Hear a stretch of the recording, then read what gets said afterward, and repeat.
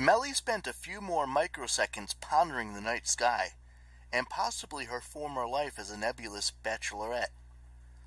"Most of you know we've been living with the McLeans," she said. As in Piper McLean?" I explained. "Daughter of Aphrodite?" I remembered her, one of the 7 demigods who had sailed aboard the Argo II.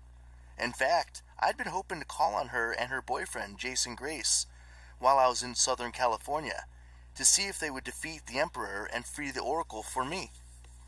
Wait, scratch that. I meant, of course, that I had hoped that they would help me do those things. Melly nodded. "I was with McLean's personal assistant. Gleason was a full-time stay-at-home father, doing a great job." "I was, wasn't I?" Gleason agreed, giving baby Chuck the chain of his nunchucks to teeth on. "Until everything went wrong," Melly said with a sigh. Meg McCaffrey tilted her head. "What do you mean?" "Long story," said the cloud nymph, in a tone that implied I could tell you, but then I'd have to turn into a storm cloud and cry a lot and zap you with lightning and kill you. "The point is, a couple weeks ago, Piper had a dream about the burning maze. She thought she'd found a way to reach the center. She went exploring with that boy, Jason." That boy? My finely tuned senses told me Melly was not happy with Jason Grace, son of Jupiter.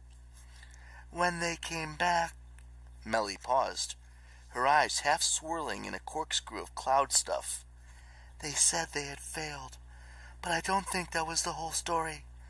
Piper hinted that they had encountered something down there that rattled them." The stone walls of the cistern seemed to creak and shift in the cooling night air, as if sympathetically vibrating with the word rattled. I thought of my dream about the Sibyl in fiery chains, apologizing to someone after delivering terrible news. "I am sorry. I would spare you if I could. I would spare her." Had she been addressing Jason, or Piper, or both of them? If so, and if they had actually found the Oracle... "We need to talk to those demigods," I decided.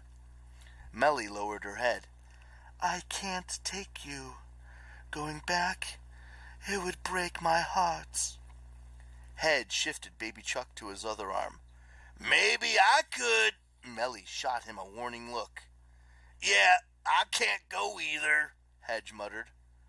"I'll take you," Grover volunteered, though he looked more exhausted than ever. "I know where the McLean house is. Just, maybe we could wait until the morning?" A sense of relief washed over the assembled dryads. Their spikes relaxed. The chlorophyll came back into their complexions. Grover may not have solved their problems, but he had given them hope. At the very least, a sense that he could do something. I gazed at the circle of hazy orange sky above the cistern. I thought about the fires blazing to the west and what might be going on up north at Camp Jupiter. Sitting at the bottom of a shaft in Palm Springs, unable to help the Roman demigods or even know what was happening to them, I could empathize with the dryads, rooted in place, watching in despair as their wildfires got closer and closer. I didn't want to quash the dryads' newfound hopes, but I felt compelled to say, "There's more. Your sanctuary might be not safe for much longer." I told them of what Ignatius had said to Caligula on the phone. And no, I never thought I would be reporting on an eavesdropping conversation between a talking horse and a dead Roman emperor.